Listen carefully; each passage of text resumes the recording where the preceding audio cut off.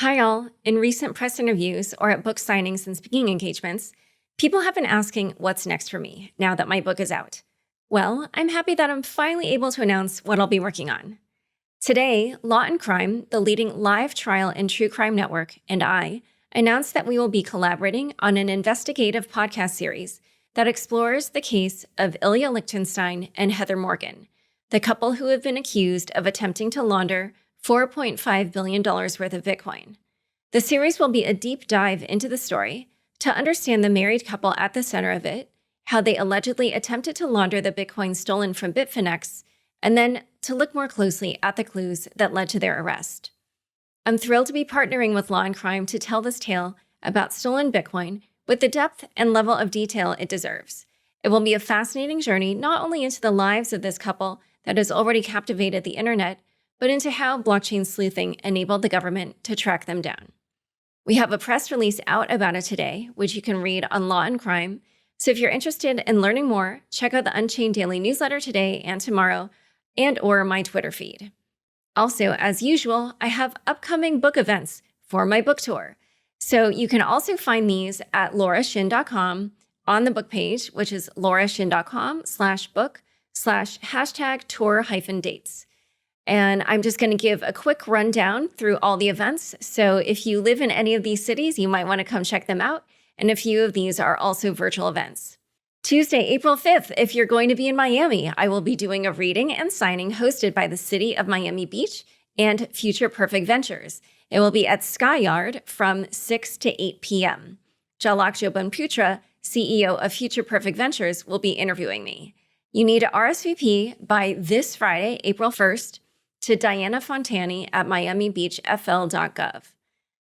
And then on Saturday, April 9th, I will be interviewed at the Annapolis Book Festival at 11 a.m. On Tuesday, April 12th, I will be at Startup Grind's global event in Redwood City, which is focused this year on Web3.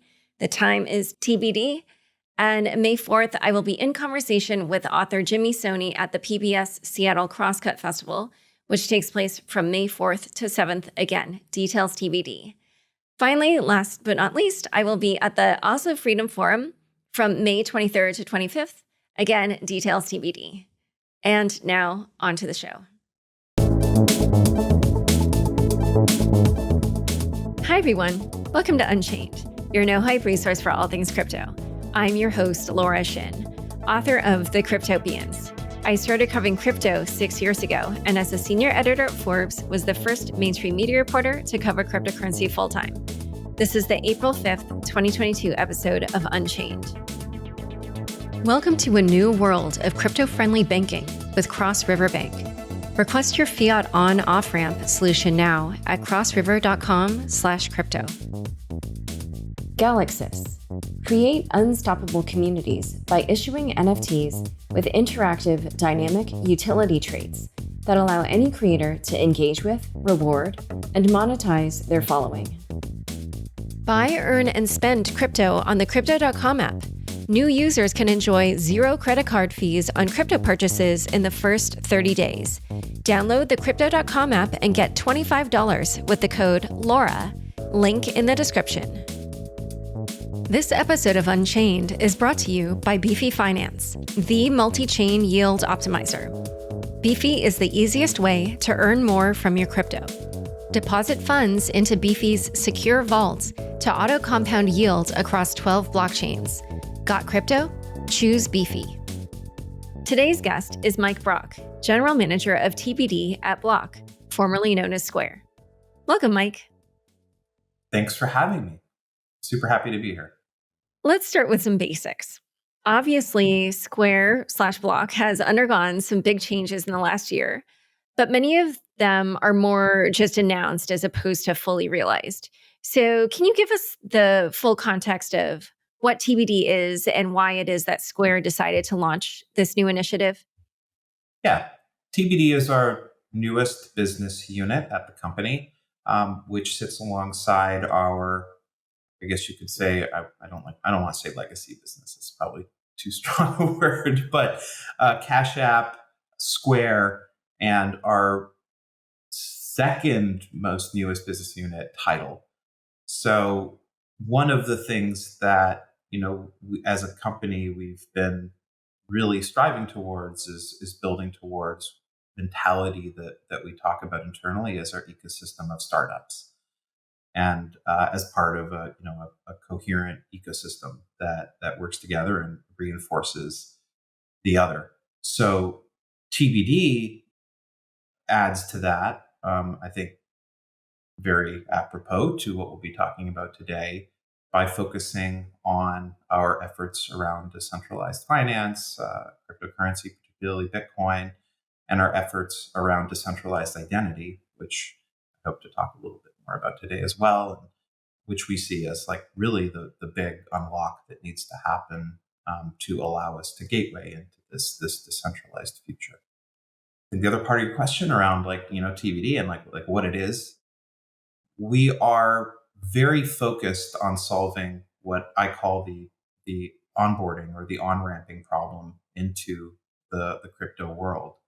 The reality that we live in today is that the average person goes about their day, and they pay for things, they pay taxes, they receive their salary, their hourly wage, they deal with money in many different ways.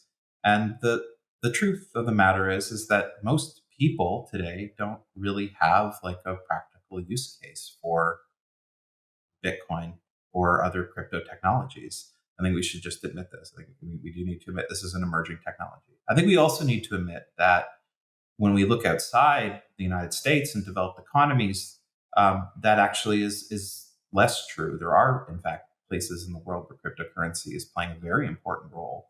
I would like to invoke, the situation in Ukraine. I think Bitcoin and crypto has had a very large impact in terms of humanitarian fundraising. I couldn't help but notice that the International Red Cross has actually started accepting crypto donations for help in Ukraine. These are obviously very, very real things that I'm very pleased to see. But in terms of what we're trying to do is, we look at the potential of this technology and we see that potential, especially in that very powerful example of unlocking a future where access to the financial system is not contingent upon credit worthiness or whether or not, I guess you could say whether or not a government wants you to have access to the financial system or not.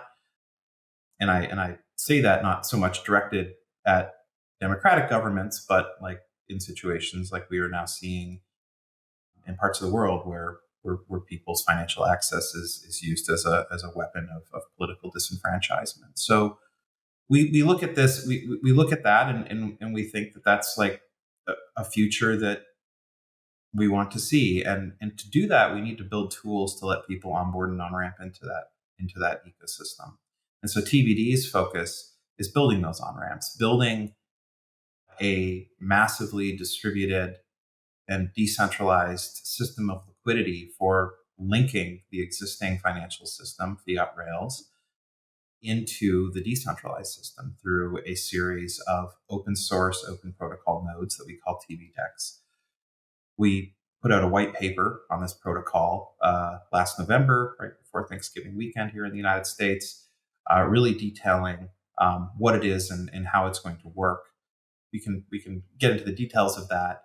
But broadly speaking, this is the theme of TBD, which is building infrastructure to enable individuals, businesses, institutions, and yes, like even governments, to interact with this ecosystem in a way that will ultimately allow these technologies to become daily parts of people's lives.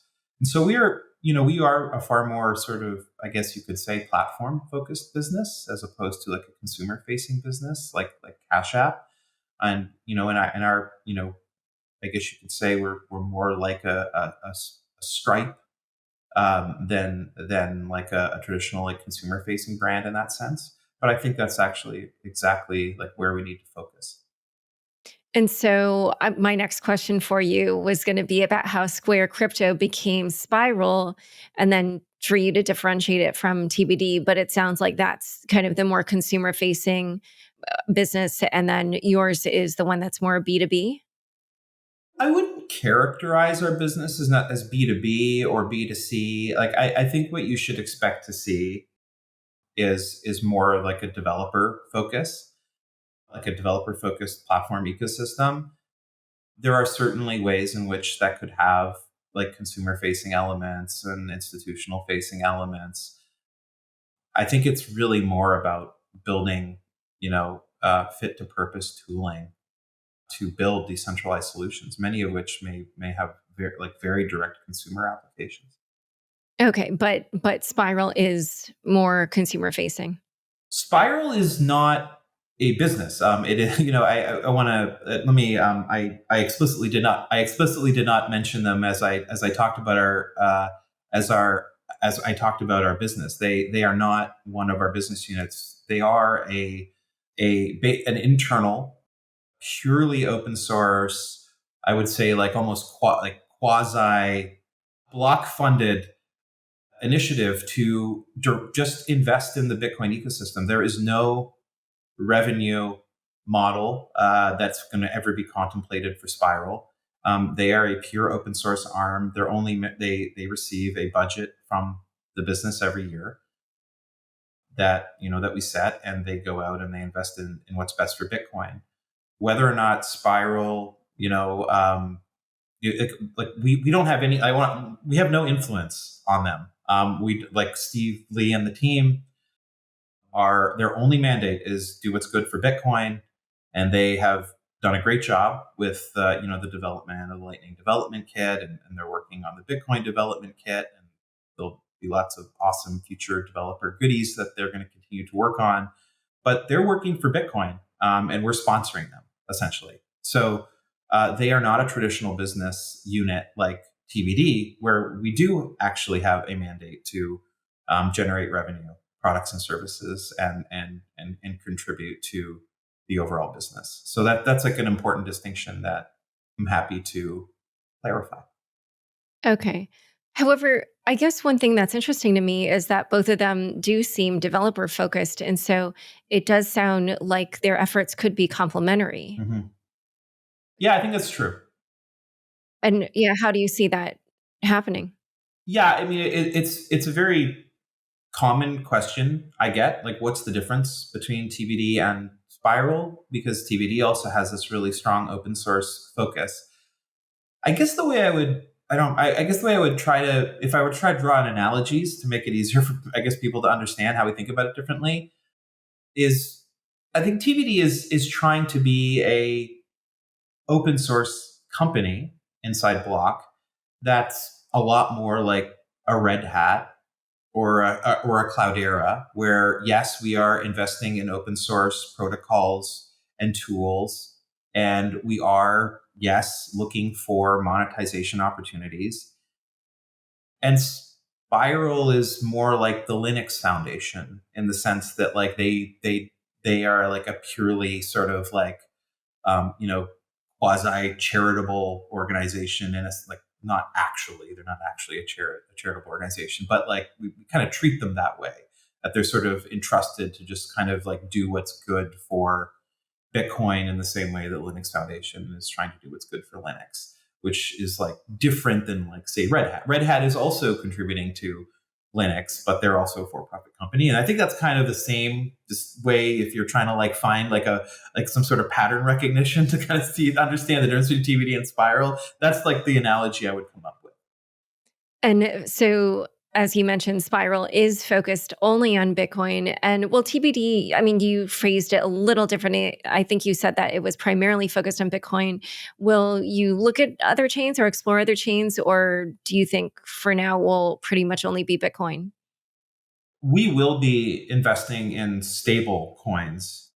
This is not new. I mean, we've said this publicly. Like, we think that stable coins are like a very powerful tool for improving the payment ecosystem. Going back to what I said before about the reality of where people currently exist in their lives, is that fiat currency is still a thing. People still rely on it. They get paid in it. They have to pay in it to obtain products and services. In the future, we believe that Bitcoin will become a more viable currency for day-to-day use, but today it's not.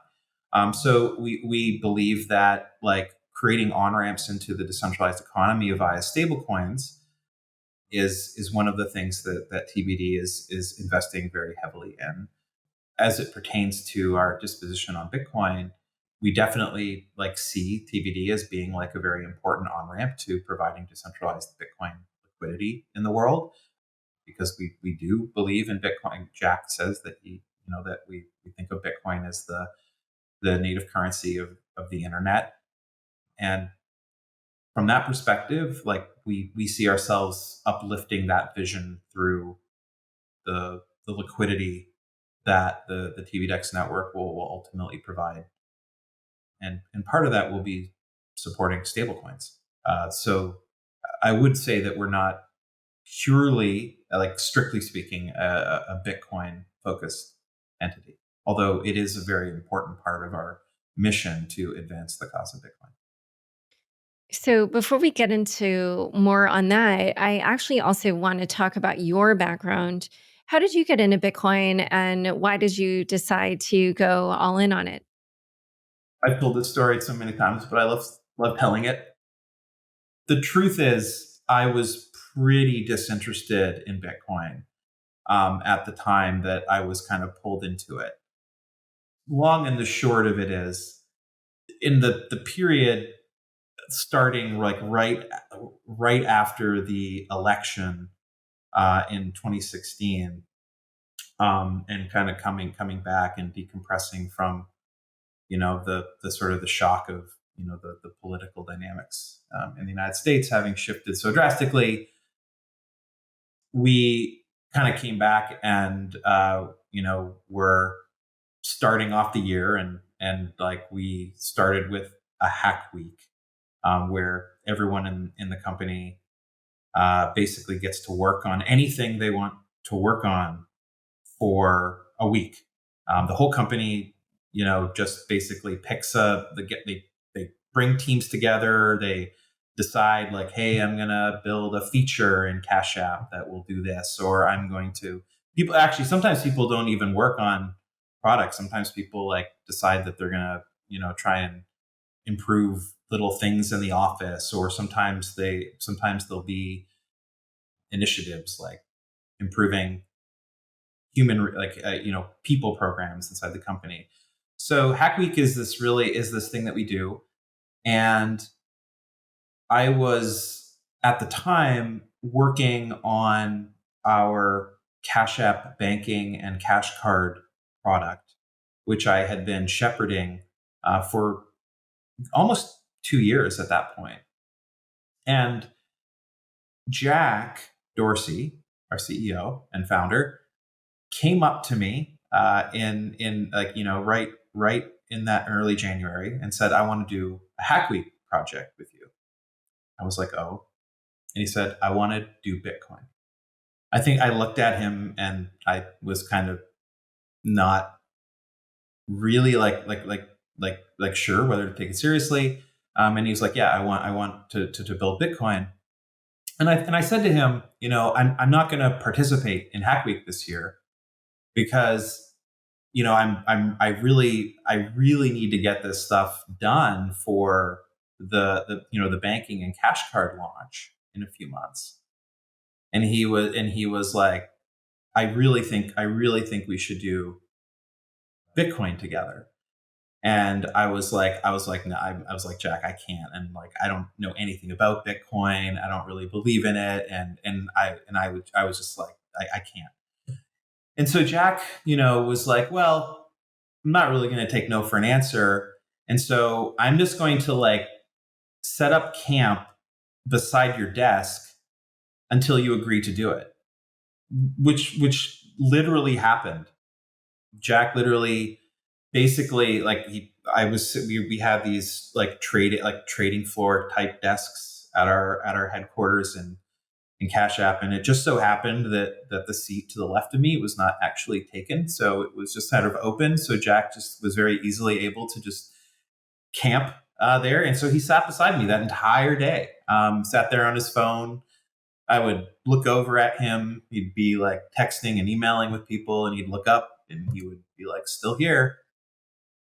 And that went on for a day and a half. And it was actually on day 2 of the hack week that I just broke down and agreed to do it. And I basically started writing code for the first time in a while, and just trying to figure out, like, I didn't know anything about Bitcoin, had no idea how it worked. Like, I started writing code not even knowing, like, what am I even doing?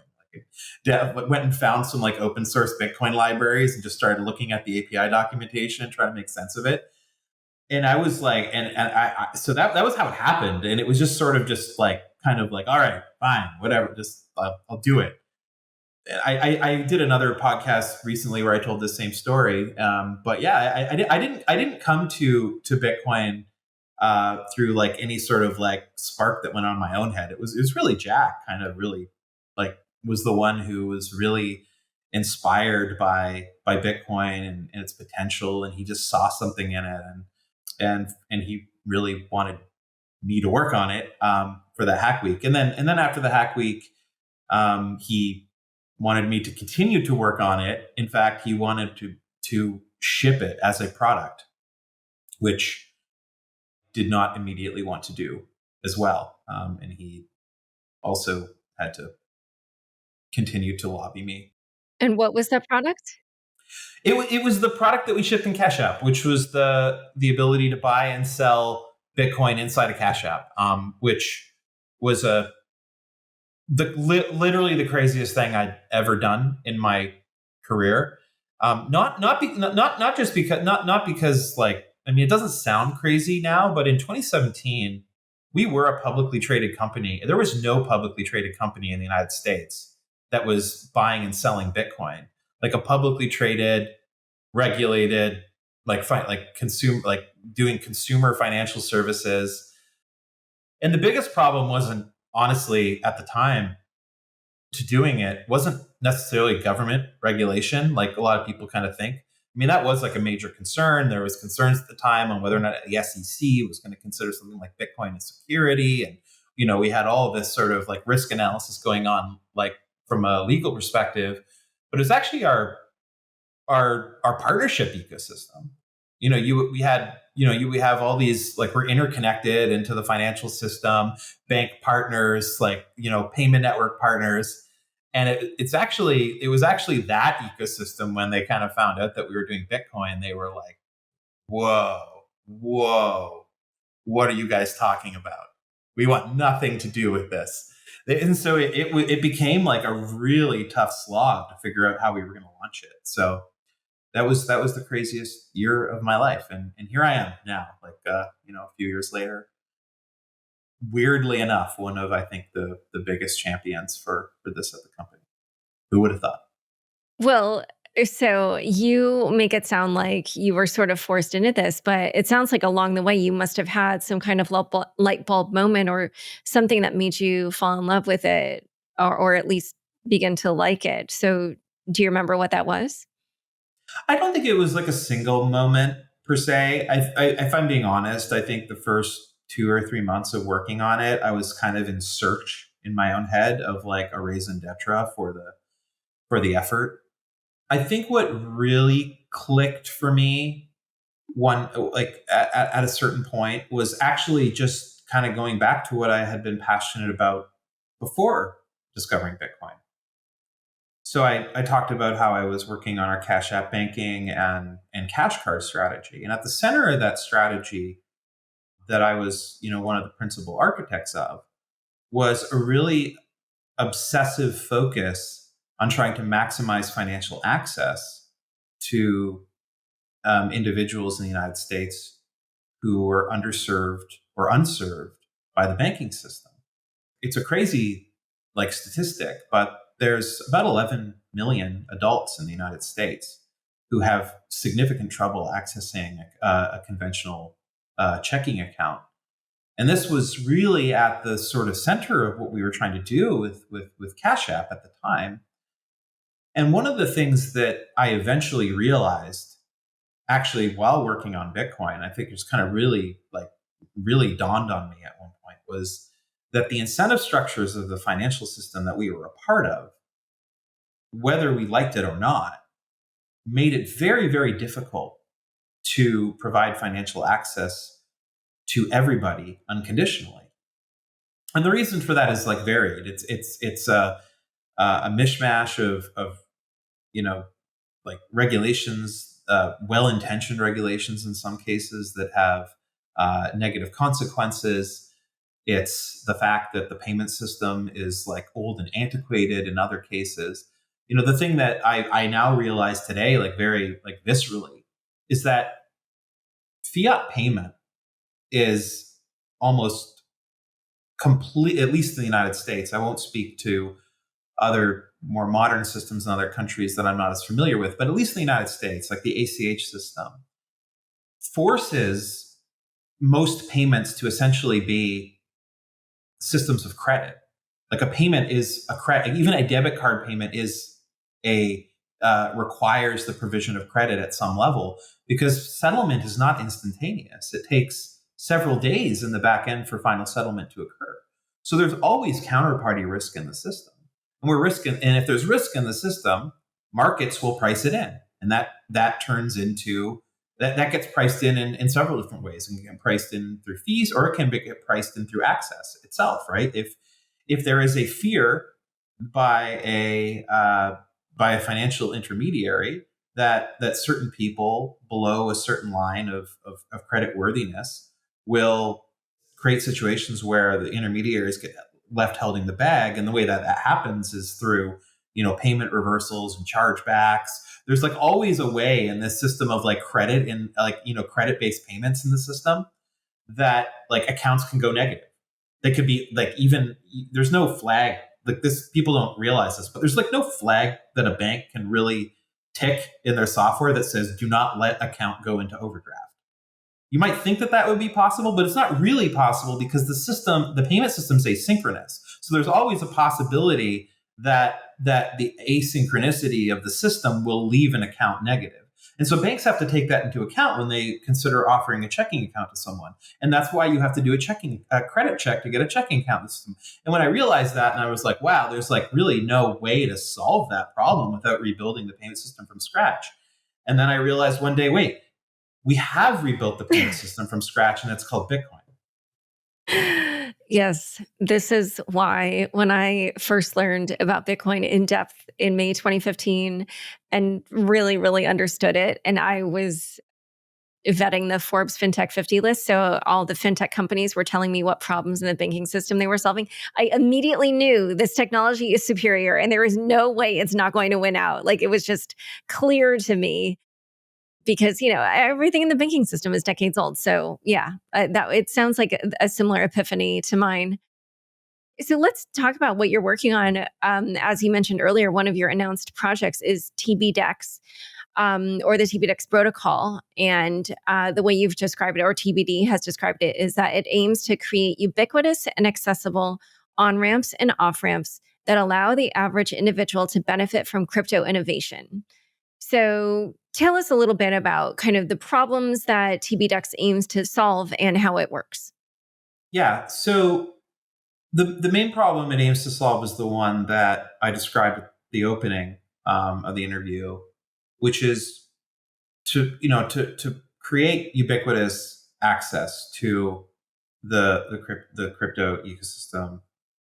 And the way that we hope that will look is going back to the discussion we just wrapped up around how I had that epiphany around Bitcoin, is ultimately allowing people to self-onboard into this system to the maximum extent possible. I envision a day where you can set up a self-custody wallet to hold Bitcoin or stable coins. And with that self-custody wallet, supporting the tbDEX protocol, you can ultimately reach out into the network and say, I have this payment instrument that's linked to, a bank account or some like fiat payable account like somewhere in the world.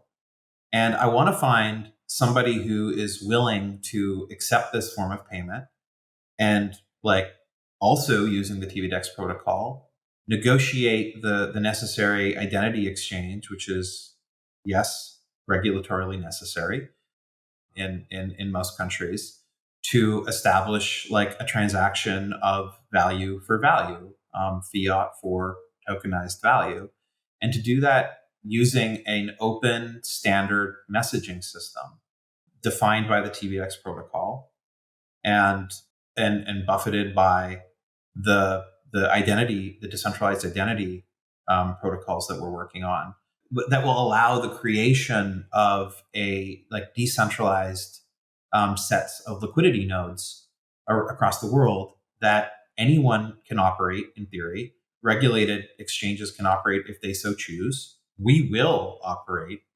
That is one of the things that tbD will do. We will stand up our own nodes of this network. We are also working with other companies that are also interested in operating these nodes.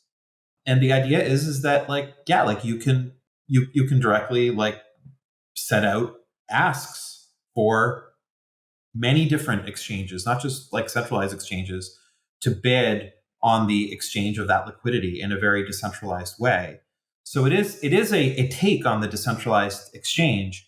It's a little bit different than the decentralized exchanges we've seen up until now, which are really, really focused on creating, atomic swap networks and creating, and doing automated market making.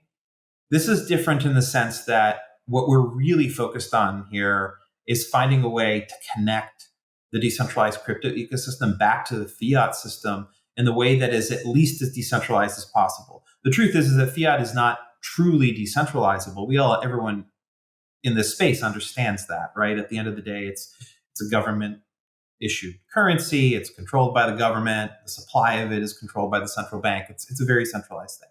But to the extent that like money services businesses that are in the business of exchanging fiat money for tokenized assets such as Bitcoin and stable coins, that we think that can be decentralized. We think the provisioning of that liquidity is at least decentralizable and commoditizable using open source, open standard protocols. And that's what tbDEX is.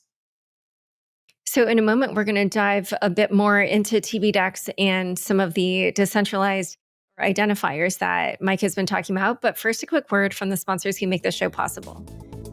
Join over 10 million people using Crypto.com, the easiest place to buy, earn, and spend over 150 cryptocurrencies. New users enjoy 0 credit card fees on crypto purchases in their first 30 days.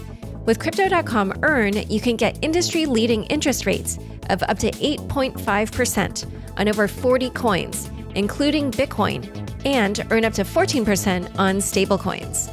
With the Crypto.com Visa card, you can spend your crypto anywhere. Enjoy up to 8% cash back instantly, plus 100% rebates for your Netflix, Spotify, and Amazon Prime subscriptions, and 0 annual fees. Download the Crypto.com app and get $25 with the code LAURA. Link in the description. It's becoming clear that utility is the future of NFT technology, and no launch platform does utility better than Galaxis. Anyone with a community can now engage with, reward, and monetize their following by issuing an NFT collection with dynamic utility traits. These traits can be customized to the needs of a particular community and change over time, allowing the creator to sustain a prolonged relationship with their most valuable customers. Visit galaxis.xyz to learn more. Building the next big thing in crypto? CrossRiver has your back. Whether you are a crypto exchange, NFT marketplace, or wallet, CrossRiver's integrated API-based platform provides the payments solutions you need to grow. CrossRiver is powering the future of financial services.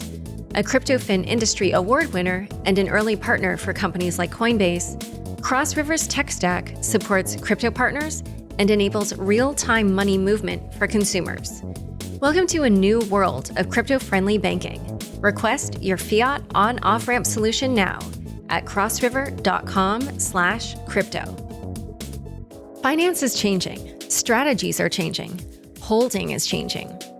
Beefy Finance, the multi-chain yield optimizer, allows you to maximize passive income while you sleep. Simply deposit your crypto into Beefy's secure, industry-leading auto-compounding vaults to put your funds to work. Each one of Beefy's 740 vaults automatically reinvests the interest gained on your crypto deposits, earning you more while saving you time and fees. Beefy's strategies create bank-busting APYs with 0% deposit fees at the click of a button. Join $1.4 billion of investments and understand why so many users trust Beefy with their financial independence. Visit beefy.finance and take control of your financial future. Back to my conversation with Mike. So earlier when you were talking about tbDEX and how it worked, obviously there would need to be liquidity in the system. So who are you imagining would provide that liquidity, or how do you plan to incentivize people providing liquidity? We will provide it on day one. We made that decision that, if you want to catalyze a network, you need to show, don't tell, which is one of the things that Jack used to say back in the early days. So, we are going to show a fully working network, and we're going to be in more than one country when we launch the network, to really show the power of something like this to enable not just access to the crypto ecosystem, but, and like the potential to use this technology for, disrupting traditional remittance payments is something that we think is like a worthwhile initiative. And actually, I think remittance, quite honestly, is one of the first obvious, areas for product market fit for Bitcoin and crypto more generally. And so, we're making a really big push into the international arena. Right. But if TBD is the sole provider of the liquidity, then how does that affect kind of the decentralized aspect of the exchange? Yeah, I mean, it's a good question. We are working with other companies that are planning on also launching nodes on the tbDEX network, at least in the United States, and potentially around the world. We don't have this is the biggest risk, right, to something like this, that that it doesn't get widely adopted. Our belief is, though, that the incentives to adoption are actually quite strong, and I'll tell you why. And the reason why I believe more players will come in and provide liquidity in the medium term. Well, it is true that this technology is very disruptive to an incumbency out there, in the traditional payment space. It is also true that there is an entire ecosystem of even traditional businesses that seek access to a more accessible, cheap, and reliable payment system. And so one of the things that really surprised me when we released the white paper was I totally expected that I was going to hear from the crypto industry at large when I put that out there. And I did. I got my LinkedIn inbox was filled with, the CEOs and biz dev people from crypto companies. But what actually really surprised me was how many sort of legacy companies reached out and said, wait, could we be a part of this? Could this be a way that we could actually build a better payment scheme where we're not beholden to these old crappy payment systems, which suck. And it's really hard to manage risk loss, and the transaction costs are high. So that was actually one of the biggest validations for me. And we do continue to have, I can't, unfortunately, those conversations are not something that I can talk about publicly. I would like to. I would encourage people to. We do try. One of the things is we do try to be radically transparent. Unfortunately, some of the people we're working with are a little bit more skittish about working in public than we are. So I do have to respect their desire for privacy. But I will say that I do believe that there will be more people than us providing liquidity, and I'm very confident of that.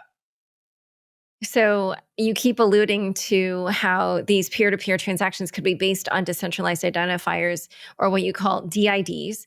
What are some examples of these decentralized identifiers?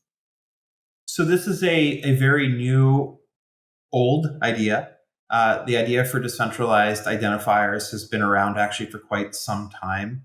And there has been movements afoot on the internet since like actually is far away as the 1990s to come up with, universal centralized identifiers for identity on the internet.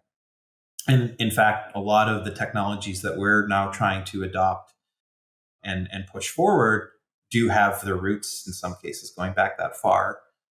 So I think it's not so much. I think that there's a few things that need to be said, right? Like one, decentralized identity has not entered its heyday. It is a new technology, but I think that it is the technology that needs to exist if this future of decentralized finance that everybody in this space believes in is ever going to exist. And I think a lot of people hear that and they think it's because I'm talking about like compliance with KYC and IDV and all of these like regulatory regimes. That's not really the reason. The reason why decentralized identity is necessary for decentralized finance to exist and be a viable linchpin of the economy is identity is necessary even between two private parties to establish trust, to establish like provenance of ownership, for that trust to be something that can be represented to third parties, that other people can vouch for other people, can create what we call webs of trust, and allow people to ultimately engage in low risk, low cost transactions. The example I like to use, and I don't also want to minimize the fact that yes, we do have to comply with regulatory obligations around KYC. But I really like to push this point though, because I think that people focus on that a little bit too much. And I like to use the example of, imagine if Amazon was a completely anonymous online company. You had no idea where they were based. You had there was no number to call. There was no email address. There was there was no way to prove that the product that you just bought and sent Bitcoin or some other cryptocurrency to pay for actually exists in a warehouse and they actually have the intention to send you that product. Now, no, but this is like a really important point. I think people take this concept of social trust for granted. Like we take for granted that we can trust Amazon because we know it and we know that we bought from them time and time again, and our Amazon Prime deliveries just keep showing up. Sometimes they don't, and Amazon has good customer service and they refund us. But we take for granted that's like a thing. And I think there's this element in this industry. There's this assumption that exists that I think is actually just really, really wrong. That we're heading towards this utopia in the future where we'll be having these pseudo-anonymous or completely anonymous financial transactions where we just don't have to know anything about the counterparty, and that we'll all sort of be hiding in digital, in this digital darkness, hiding from the government and anyone monitoring us. And my question is well, if that's true, are we going to if you want that to be true too, then I guess we're going to have to set up anonymous drop boxes for, the products to be sent to, and hope that it actually shows up, and hope that with no recourse to, trust to these anonymous entities that we're transacting with. I just don't think that that's a viable future. The truth is that we need identity. If I'm doing business with you, Laura, I want to know that you are who you say you are. I want to know that QR code you just presented me actually belongs to you, and it's not just some hacker that's created a deep fake of your face and is pretending to be you, and is actually providing me a QR code that points to a Bitcoin wallet that is actually in some far-flung part of the world, and I'll never see my Bitcoin again. And then when I call the real Laura Shin, she's I don't know what you're talking about, Mike. I didn't offer to sell you that. So And then I'm like, by the way, I'm sorry, but you just got rug pulled. yeah, no. So I think this is like really why like decentralized identity is really important. And I think that like people haven't woken up to the fact that if someone doesn't solve this problem and operationalize it, these are like the real, like very tangible problems that the decentralized financial world are dealing with. Yeah, We yeah, need, but the only thing that I would add is I feel like people are already learning this right now, and it's not with necessarily even buying physical objects, but even with buying digital objects. Like the whole NFT space right now is just full of very similar rug pulls, and I feel like all those people they would probably say amen to what you're saying. yeah, no, like totally. And so this is why decentralized identity is like one of our biggest lifts. We are choosing to try and standardize on the existing W3C, DID specification, which is currently in draft. It is also the technology that Microsoft's Ion is built on top of, which, like, surprise, surprise, like we are also like working with. So through that, like through that lens, like we think that this the time for this technology is now, and the desire, the great amount of desire for building decentralized financial systems and operationalizing things like Bitcoin and self custody wallets is now the killer app for decentralized identity. It's not that decentralized identity is a particularly new technology in the sense that like a lot of the things that we're now working on have been around for years, but we think now is the time. Now is like you now is where like the great sort of like product market fit use case now exists, which is people want to be able to self custody, tokenized assets like Bitcoin. You mentioned NFTs. I've been critical of them, and we can talk, we can talk about that as well. But like, I'm not like, people are free to do what they choose.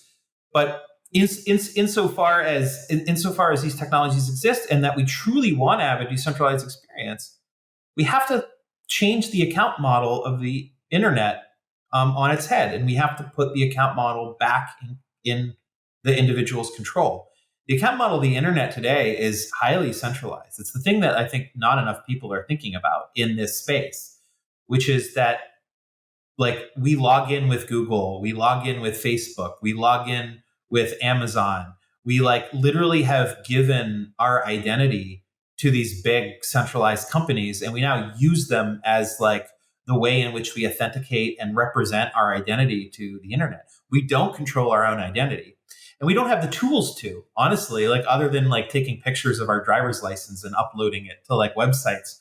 And so, yeah, so the decentralized identity technologies that we're working on today, which like uses cryptography and like, the public key infrastructure in the same way that cryptocurrency wallets do, to be able to like actually have a piece of identity that you own, that you control. And yes, that other third parties can attest like credentials to. I can have a decentralized identity that has like a linkage to like a company like Block, like TBD, that has KYC'd the customer and has like basically confirmed that you are who you say you are. This is your legal name. This is your birth date. This is your social security number. That this is we've done a credit check. This is your FICO score, and you can have like a company like us vouch for your DID and issue you a verifiable credential that you can then potentially reuse, where other companies or other players can say, well, if like Block or even our competitors like Coinbase or PayPal did it, that we can say, look, like we see that and we recognize that like reaches a certain like threshold of like of provenance for that person's identity, and we can like essentially use that to establish a greater degree of trust for that identity without compromising privacy, where the individual remains in complete control of the ability to distribute that information as they see fit. They don't have to whereas today you have no control of that. You have no ability to know like who has your information and why. You have no ability to revoke access to that information. And even beyond that, the technology provides for the use of even greater privacy preserving technologies that allow us to establish trust, like zero knowledge proofs. Like we imagine a world where in the future you can have a DID, and rather than having credentials that are filled with like privacy compromising information or information that could like enhance your risk of identity theft, can actually be like provided in an opaque but still provable way using zero knowledge proof. So you can imagine a future where I have a DID, I'm in California. So like if the state of California wanted to support DIDs, say at the DMV, the DMV could choose to issue a verifiable credential to my self-sovereign identity and say, this person we issue to, like in the same way that we send a crypto payment to your public key, they can send to my public key that like, I know you are who you say you are, and you're licensed to drive in the state of California. And that can be something that any other person in the world could verify. If I chose to say, here's my identity, I'm providing you the verifiable credential that California issued me, you can go and take that verifiable credential and you can ping the DMV directly, and they will verify that yes, he is licensed, without actually even having to like disclose my name or my address or any of that other information which typically goes through it, but still have 100% confidence that it is true that I am who I am and I am a licensed driver. What you've really done is you've accomplished the best of both worlds, right? You now have an identity that you control, that is yours, that no one can take away from you, that other people can attest elements of credentials to, like driver's licenses, like KYC, like even just like, I don't know, like your eBay score as like a seller or a buyer, whatever it is. And that can be reused to create like new ways of thinking about risk and trust that doesn't require us to like do the thing that we currently do, which is like give all of this like privacy compromising information to everybody, but instead create this like buildable social trust scheme that's shareable and viewable and in full control of like the individual, that will ultimately, I think, allow us to achieve what I think we all want, which is like a decentralized financial system, and one that is far more privacy preserving and actually far safer for everybody, safer for me and actually safer for institutions. Now you have this like privacy protecting and preserving system that also gives people high confidence that people are trustworthy. And this is so this is the true potential of decentralized identity, and why I think it's the great unlock for this whole quote unquote decentralized financial system and web that people are talking about. Yeah, no question that, I mean, resolving this issue is going to be huge, because just I feel like anything that tries to connect the blockchain to something in the real world is a really, really, really difficult problem to solve. And there's a reason right now that, kind of all the things that have taken off in the blockchain world tend to have been things that are inherently digital and not things that are, exist in the physical world. But I did want to ask you a few more questions about tbDEX. You may have seen that Vitalik Buterin told Bloomberg's Emily Chang that he was skeptical of DeFi on Bitcoin. He said, the difference between Bitcoin and Ethereum is that on Ethereum, there is native functionality that allows you to essentially directly put either ETH or Ethereum-based assets into these smart contracts, into these lockboxes where there is then arbitrary conditions of any kind that can then govern how these assets get released. Bitcoin does not have that functionality to the same extent. Jack is basically going to have to essentially create his own system that enforces those rules. And then on the Bitcoin layer, the Bitcoins will just have to be owned by probably a multi-sig wallet controlled by Jack or just the participants in the system. It looks similar, but it will end up being something with a much weaker trust model. What's your response to those comments? So my response to this, I've debated some of these issues publicly already on my Twitter timeline and in other places, and I'm sure I will here and in other forums. But what I would say is, I think there's like, I actually just kind of reject a lot of the premises of these arguments. And so I feel like there's a lot of like talking past the other side of the argument here, because I feel like when someone says like, well, the Bitcoin blockchain doesn't have, these capabilities, these technologies. So how are you going to do these things? There's this like unstated premise that in order to have decentralized systems, there has to be a blockchain. And this is like the premise that I think that like doesn't get heard enough. Like I think people think of me as like a Bitcoin maximalist. I don't think I am at all. I mean, I'm a big supporter of Bitcoin. Like, obviously, like I want to see it succeed, but I don't have some sort of like partisan like affinity for it where like I, like my identity is tied to it and I want Bitcoin to like win, like come hell or high water. And like, I honestly, I like the folks at Solana and like, and I'm friends with like some of the major investors in those things. And we've had like very like heated debates about that. And I wish them well. And honestly, like if I am like proven wrong and like these like ecosystems like flourish and they like grow into what they're hoping they are, I'll be super happy to admit that I was wrong and maybe TBD will be building like solutions on top of those systems in a few years. I'm always open to being wrong. It's something like I try to pride myself on.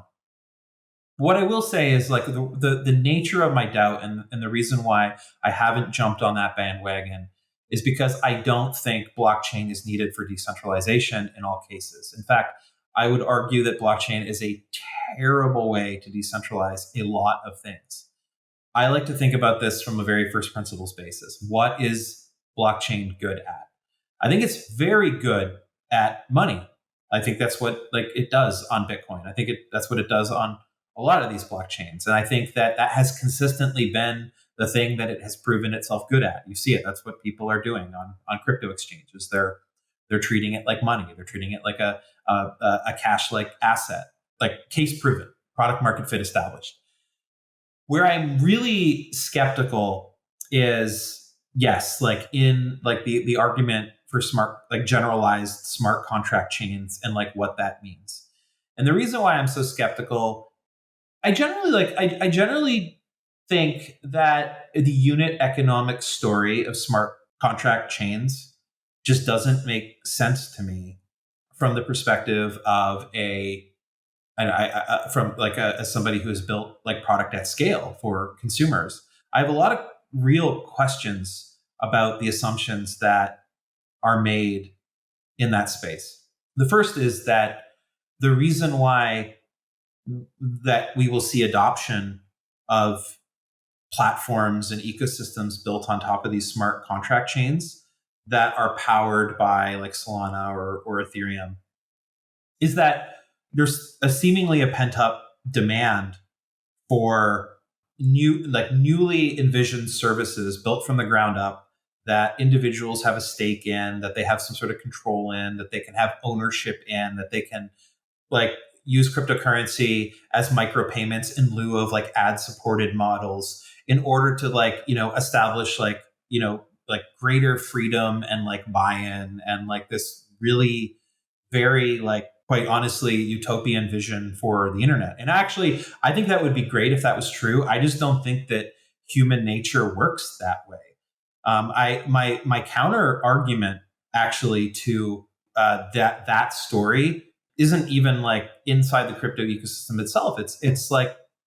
It's platforms like TikTok, right? Like everybody understands that that a platform like that having the like high profile like censorship at the behest of a government that doesn't want certain political messages to be present on that platform led to a huge political blow up. The last administration of this country tried to force the sale of its U.S. assets to Microsoft, and ultimately that was killed in federal court in the United States. And so, ByteDance, still has full control over that platform. Now, the reason why I bring this up is that, like, despite the fact that everyone knows this, like my daughter knows this. My daughter's 13 years old. She understands this. She understands that the Chinese government probably has undue influence over the platform, but she doesn't care. Like she does, like this is the thing. Like the like individual customers do not react to these very like political and ethical and moral incentives. Like, I mean, I do actually. I don't use the platform for that reason. I am very principled about the products and services I use, but my daughter isn't, and neither are like So most of the people I don't know why around you're us. bringing this up. Are you saying that DeFi and Bitcoin will be more centralized and people won't care? Or I don't know where you're going with this. No, what I'm saying is I am skeptical of DeFi in as a smart contract based system at all. So when I talk about DeFi, what I'm saying is the ecosystem of decentralized finance is not going to be like this thing that's like completely been built on top of blockchains. It's going to be a set of decentralized systems, decentralized identity, you know, commodified and decentralized services on the internet. But I don't believe it's going to be built as like Turing complete applications running as decentralized apps on Solana or Ethereum. I think this is like why like we're talking like past each other. The reason I'm talking about TikTok is because I'm talking about consumer incentives around why would somebody adopt, say, I don't know, why would you use a social network that's built on top of Solana or on top of Ethereum?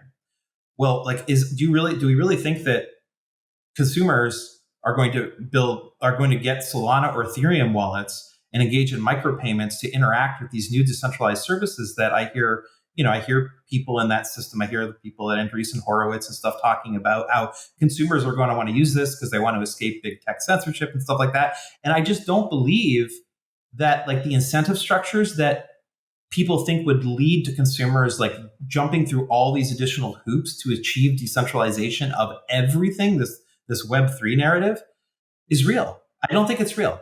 So yeah, so you're saying that Bitcoin DeFi will be more centralized in different ways, but people won't care.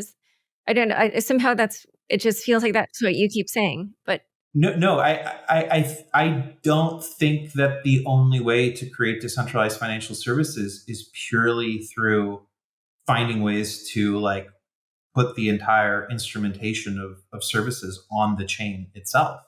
I think right. Decentralization is not purely a function. I think what has happened is that people are using blockchain and decentralization as like interchangeable words, and I don't think that they are. Right. Well, that's just because. Well, but I mean, typically when you have a blockchain, you have this distributed set of nodes that are running things, and so it isn't like there is just one entity that's controlling the network. So I think that's why people tend to view them as the same. But because people sometimes make the point that they feel that a lot of these blockchains really are controlled by one or some small number of entities. So is that what you're trying to say? That's one of the criticisms that I have, and I would in many cases lob at them. But I'm saying something completely different. I'm making an argument that very few people make. I mean, other people have actually made this. Or like Aaron Levy from he's also made the I think a very similar argument to the one that I'm making, which is that I don't believe the incentive structures support the thesis that a lot of people in DeFi are making. So when I talk about decentralized finance, I'm not talking about like rebuilding the New York Stock Exchange on top of Ethereum or Solana. I don't think that that's going to work, right? Like I think that it is very obvious to me that the marginal economic costs of doing that are not something that the rest of the economy is willing to pay in exchange for just like knowing that like that they're safe from censorship.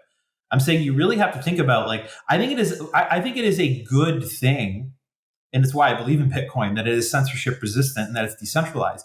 But the way that it works is it works so well because of the adversarial dynamics in the network actually make it more secure. Those things are not obviously true in a lot of these other smart contract chains.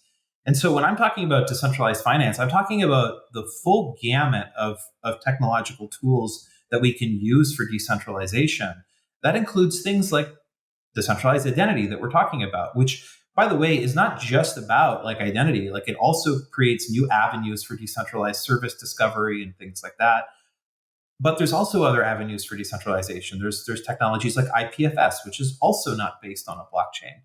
And I think that this is like kind of the message that myself and others have been trying to like really like push the conversation in, is saying that like blockchain is not the best decentralization tool in all cases. I think we all agree that decentralization is good, that we want to see decentralization of services, decentralization of finance, decentralization of governance. These are all good things. But I think that a lot of this industry is lost in the wilderness trying to basically shove everything into these layer one smart contract chains.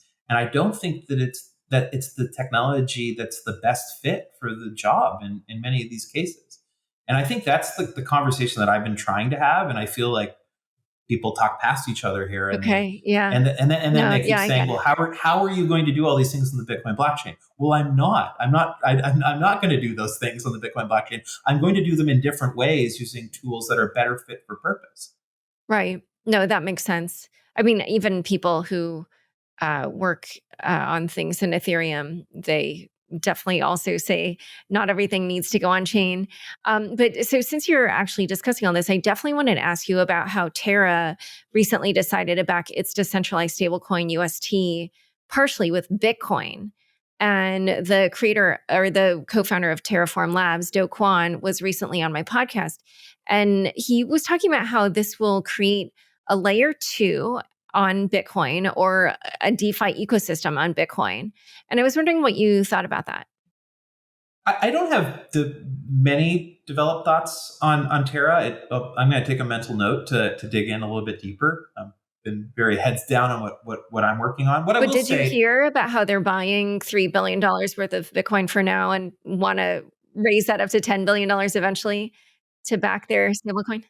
I have not been able to help but notice in my Twitter timeline the people celebrating Terra's regular purchases of Bitcoin. Look, I believe that yes, I believe in layer two solutions. Like I'm a big supporter of Lightning.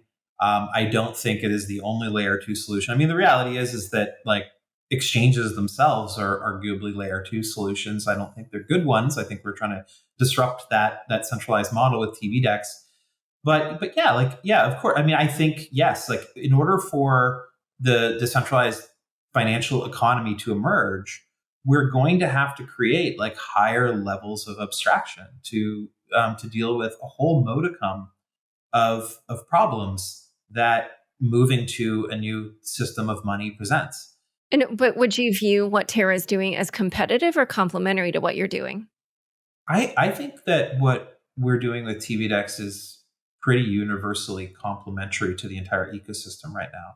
I mean, I view our strategy as like a rising tide lifts all boats. So, the thing, I've said this before, like if our biggest competitors in the world, and we've talked to some of them, by the way, want to come and work with us on this, and they want to use it, and they want to provision liquidity, and they want to build competitive products and services on it.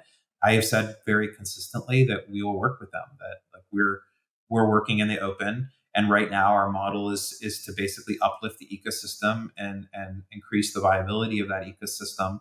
And so I don't seek to like stake out sort of like some sort of like unfair competitive edge. So I view us as like working purely in the interests of the entire ecosystem, which yes, we believe we'll benefit from. That we'll be able to to build products and services that people will pay for to support these systems. And our competitors may very well do the same. They may try to compete with those services. Maybe they'll be better than us. So I welcome all competition. I also if somebody thinks that they have a better idea for accomplishing the problem that we're trying to solve, I certainly welcome their feedback or their efforts. Competition is good.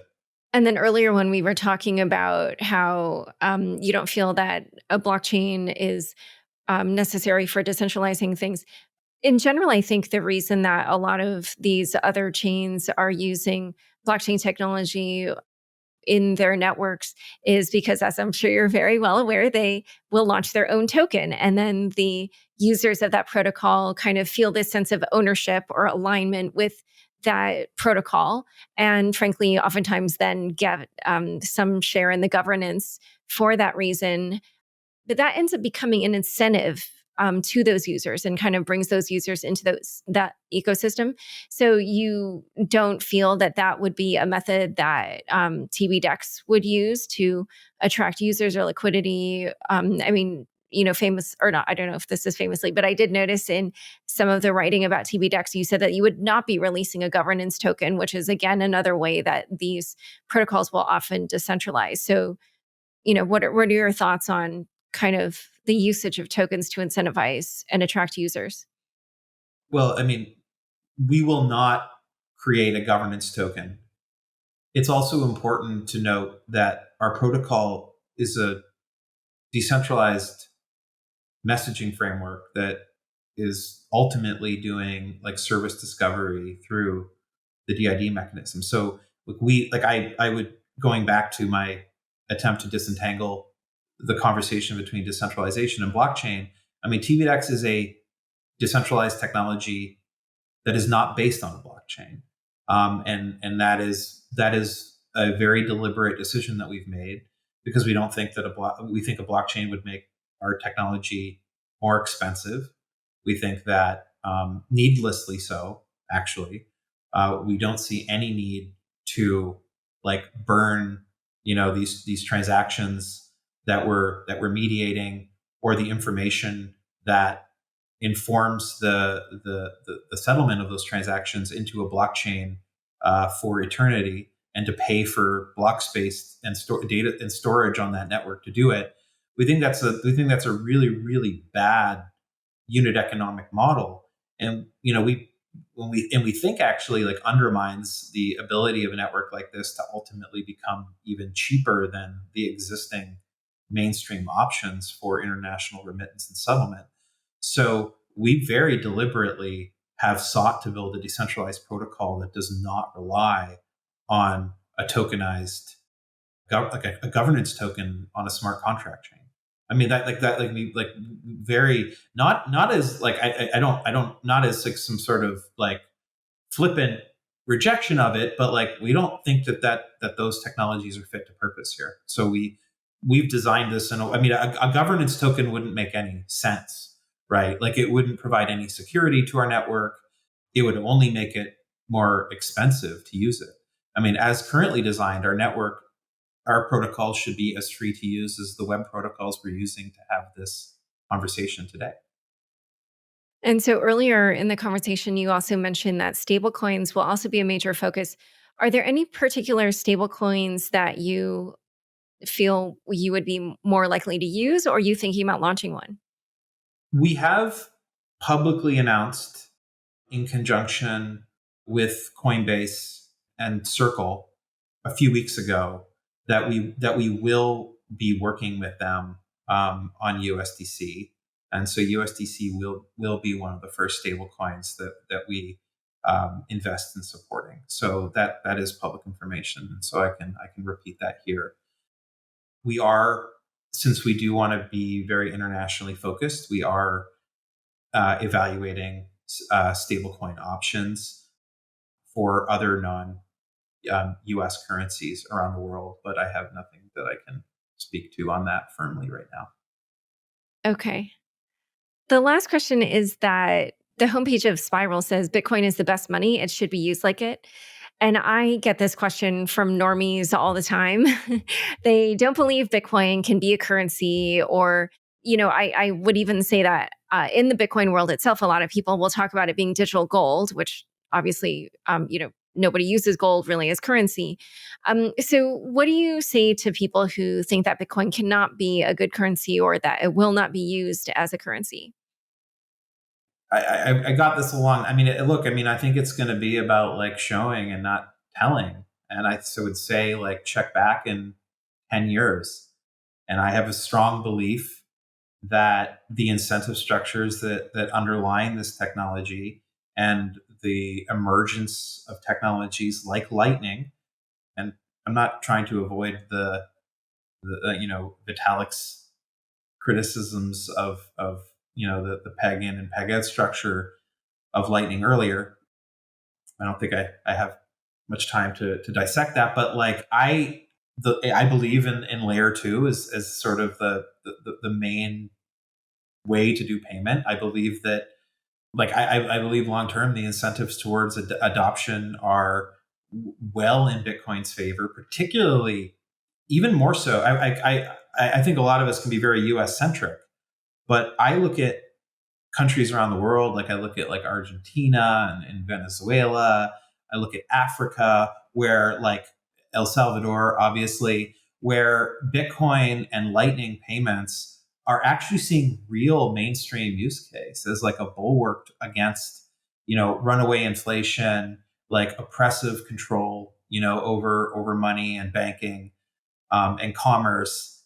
And I believe that the proving grounds of this technology are not even here in the United States, right? Like I think these technologies are being proven out like in real time in many developing countries around the world.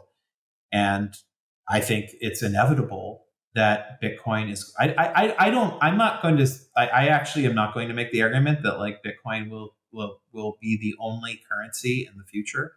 I'm not. I know a lot of people believe that. I kind of am willing to withhold judgment on that future. But what I will say is I'm super confident that Bitcoin is going to be an important part of people's daily life in 5 to 10 years, one way or the other. All right. Well, this has been super fun chatting. Where can people learn more about you and TBD? You can follow us on our TBD Twitter account, where we are always like giving updates on what we're doing. Sometimes it's we are a little bit lighthearted there, and joke around a little bit. And also, we don't have our official website launched yet. But what I will say is that we are racing to get that set up. We have like a team that's working really, really hard to get our website put together, where we're going to actually be able to bring together all these things that we're currently working on.